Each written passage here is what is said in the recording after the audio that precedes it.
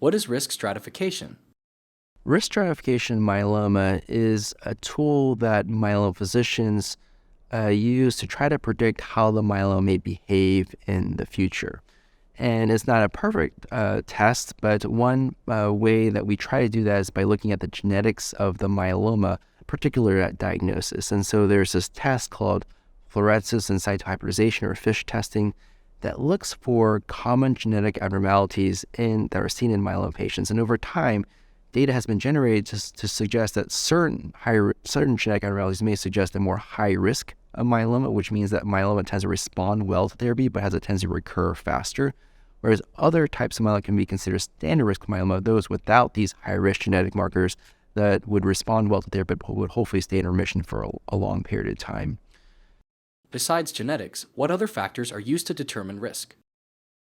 Risk can refer to, of course, the biology of the myeloma itself, but there's other risk factors that are definitely important to consider. A patient's comorbidities, whether they have other medical conditions such as diabetes, heart disease, lung disease, their age, their frailty. So these are all important. So let's talk about risk stratification first. Risk stratification is where you assign patients to different subgroups based on their probability of progressing early on or not. So one of the most popular ways of risk stratification is by using the International Staging System, or ISS. There's a newer version called the Revised ISS, and this is the myeloma stage that we assign patients. Importantly, it's determined only at diagnosis, and it's based off of blood tests and bone marrow biopsy results. And you can be assigned to one of three separate stages, 1, 2, or 3. If you're in stage 1, you have a better prognosis, and your survival is estimated to be longer. If you're in stage 3, you have a shorter prognosis with a shorter survival. And so what we're doing is we're stratifying or grouping patients into different risk groups so that we have an idea of what kind of myeloma we're up against before we ever begin therapy. Is it possible for a patient who is classified as standard risk at diagnosis to evolve to high risk over time? Patients with standard risk multiple myeloma can have myeloma activity evolve as time goes on, depending on different exposures to treatments, and that they would develop something called clonal evolution. So basically this means that over a period of time, there can be genetic changes in the patient's multiple myeloma cells that make them more resistant to certain therapies, that make them able to survive better despite getting multiple different types of treatments. And so when we do bone marrow biopsies later on and check the genetics of the myeloma, we do see in some cases, evolution to what we call high-risk disease, where patients develop new genetic aberrations or mutations that would be consistent with a more aggressive type of myeloma. Myeloma is a heterogeneous disease that different clones, and obviously resistance, mutations. And so you can start as standard risk myeloma, but as the course of the disease evolves, certainly you can acquire mutations. And one of them that we think about, certainly that confers high risk, is 17p deletion. That can be an acquired mutation. Abnormalities of chromosome 1q, also now we recognize as high risk, can also be acquired. So it suggests that, yes, your risk can change. And just having myeloma relapse in and of itself suggests that you've already had some degree of higher risk. Can high-risk myeloma return to standard risk after treatment? Generally speaking, if a patient has those genetic markers that which would make us consider them to have high risk multiple myeloma, those cells would likely persist even to a small degree later on as well. So once a patient does have high risk multiple myeloma, despite the fact that we might not be able to detect these high risk markers down the road if we do a subsequent bone marrow, we would still consider them high risk in most cases, because we probably still assume that there's probably a very small subclone of myeloma cells or small amount of myeloma cells that just aren't detectable, that we just can't detect at the time when we repeat a bone marrow, that would still harbor some of these high risk markers. So generally speaking, once a patient has high risk myeloma, we would still consider the high risk myeloma moving forward. Now, with that said, these genetic markers that we use to try to predict risk stratification in myeloma are not perfect. And so I do have potentially some patients that had high-risk genetic markers that certainly did not behave like high-risk myeloma in retrospect. And so perhaps they've been on maintenance therapy or maybe off therapy for a little period of time, and for a long period of time, 7 or 8 years. And in such cases, biologically, certainly they didn't behave like high risk. So then I would doubt the significance of potentially that genetic aberration or mutation contributing to the high risk disease. So unfortunately, once you have high-risk myeloma, you're always considered high-risk myeloma. And I guess the good thing about that doesn't mean that, that's the end of the story. Certainly you can still treat aggressively. And the exciting thing with some of the newer therapies we have is they're somewhat risk agnostic, that immunotherapy, especially, you can still get patients who are high risk to very deep responses.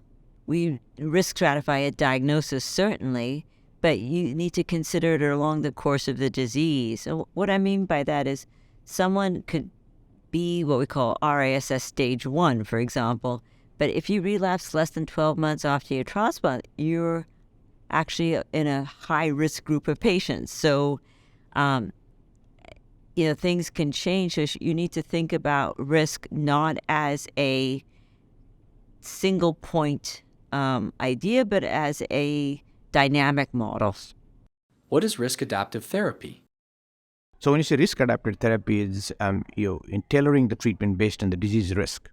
So if you ask me, I think myeloma is still evolving, and we don't have risk-adapted therapy settled yet, but it's evolving, and there are a lot of studies trying to look at the different disease, different treatment based on the disease risk. For example, if somebody is a high-risk cytogenetics, the type of induction that you're going to do, the decision to do transplant early, and perhaps the type of maintenance you're going to do. So those kind of things you kind of decide upfront in the high-risk setting.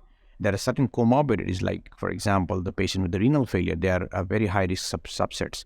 So you also decide particular regimen for those patients and try to improve their renal, renal failure so that they have better outcomes. So that is a risk-adapted therapy, that is evolving, that is already in practice.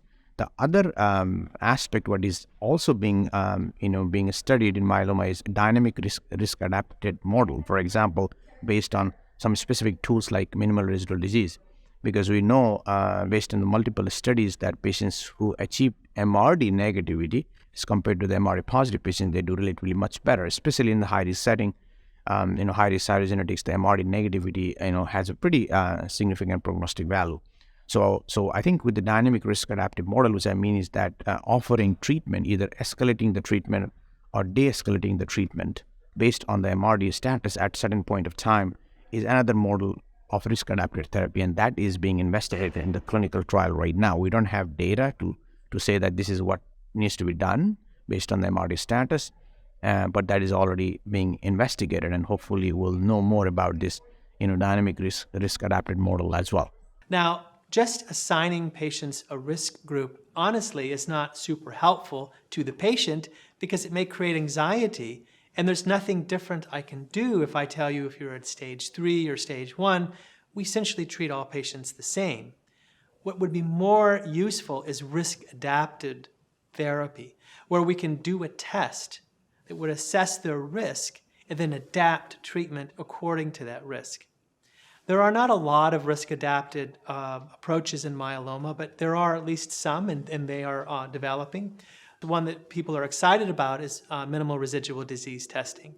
And so patients whom are MRD negative might benefit from undergoing a different treatment path, for example, eliminating maintenance therapy. That's being studied. We don't know the answer to that. Another example would having a translocation 1114 in your bone marrow indicates a better chance of responding to venetoclax. So patients with that biomarker would be a good patient to assign venetoclax treatment to.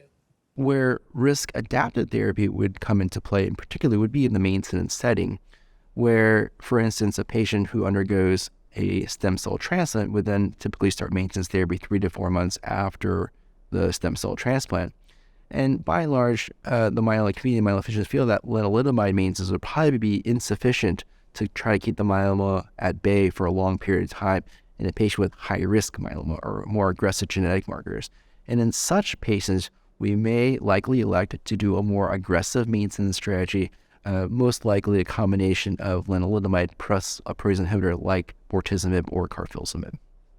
Would induction therapy be different for someone with high-risk myeloma as opposed to standard risk myeloma? That's a great question. I think there's a lot of discussions about if we should treat such patients more aggressively or less aggressively. Generally speaking, I think the induction therapy tends to be a more homogeneous in terms of how we'd approach patients, whether they're standard risk, high risk. At least in my personal practice, is that I try to give the best therapies available in the beginning for patients to hopefully give the best quality response for the longest period of time. And so in my own personal practice, I've been using 4 drug-based regimens for both my high-risk and standard-risk myeloma patients, generally speaking. But there can be some risk-adapted therapy even for newly diagnosed patients. Some physicians may elect to only do 3 drugs for standard risk and 4 drugs for high risk, may consider using a drug called carfilzomib for high risk disease and bortezomib for standard risk disease. And there's different nuances that may be considered in how these treatment choices are made, and lots of different opinions about how this should be approached in newly diagnosed myeloma without concrete data. So you can also consider risk-adapted therapies as what would be best in terms of quality of life, and also what the patient could tolerate the best as well. So a patient, for instance, have significant comorbidities, then a 3-drug regimen such as daratumumab, lenalidomide, dexamethasone may be a better option based on data compared to doing a more aggressive 4-drug regimen. And so these are all very, very important considerations to think about, particularly when seeing a patient with newly diagnosed myeloma in the clinic. How can risk-adaptive therapy be used in the induction setting? High risk in terms of making decisions for transplant, certainly I think it's very helpful, because if you look at the determination trial, especially the high-risk patients, there's a huge difference in those who went to transplant in terms of progression-free survival versus those who didn't. So I think in terms of upfront making a decision, can transplant significantly benefit you? It helps.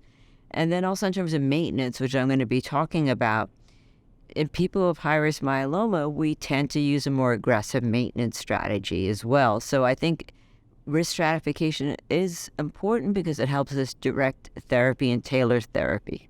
It means that you are treating patients differently according to their risk. And that could be like we have in the European guidelines, that we, for instance, treat patients with a tandem transplant if they are high-risk cytogenetics. So that's risk adaptation also. But it could also be that if you have a patient who does not reach MRD negativity, for instance, after first-line treatment, you intensify the treatment or give something in addition. So that's a different kind of risk-adaptive therapy. Should MRD status be used to adapt therapy? I think you probably will get different answers from different persons, but since you're asking me, I will say a clear no today. We know that MRD negativity is a good prognostic sign in a particular patient.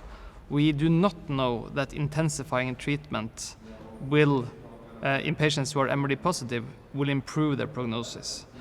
My belief is that we need to wait for this data before we can change this. I've heard patient stories from other doctors who have had an MRD positive patient after a quite intensive therapy, and they say, okay, we want this patient to be MRD negative, and they push on with a lot more therapy. And after that, still MRD positive, much more side effects. It's difficult when you don't have the data that supports that this is actually a good thing for the patient.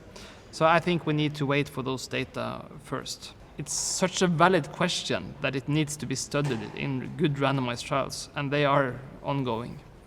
In the future, could MRD status play a role in risk-adaptive therapy? That's by doing these randomized studies, which are ongoing now, they have sort of, let's say, 3 typical dimensions. One is patients who are still MRD positive after a good, let's say, first-line treatment is where this is most discussed in first line so far. Still MRD positive, randomize that patient to continuing standard of care therapy, maybe maintenance treatment, or intensifying the treatment to see if you can get these patients to be MRD negative to a larger degree, and looking at their long-term outcome after that. The other sort of opposite dimension is the MRD negative patients. Can we de-intensify treatment and then stop treatment? Patients often do want to be without therapy because that's nice and no side effects. And some patients would like that in any case. But patients would like it even more if we could prove that for the MRD negative population or parts of that population, it doesn't come with a lesser good outcome in the long run. So we need to prove that. And the third dimension is patients who are MRD negative. When do we start to treat their relapse? 10 years ago, we treated relapse at clinical disease again. Now we mostly treat at biochemical relapse, but that's a monoclonal component up to 5 or something like that, which is much sooner, but still quite much disease compared to being in complete response. So if they are MRD negative, should we start relapse treatment at loss of MRD negativity or MRD relapse?